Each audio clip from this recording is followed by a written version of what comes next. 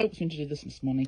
It is Saturday, 23rd of August. And it's the end cycle. We go back to, fiddle. New cycle. And we are in, Mahuru. August, still in August, but we're in a new Māori month. Mahuru. Go away. Maramataka, so it started today, it's not in September.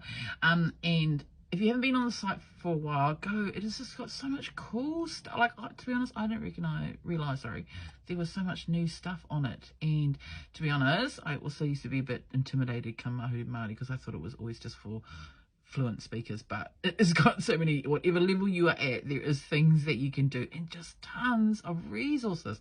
So many cool resources. Look, I got me a sign for the business.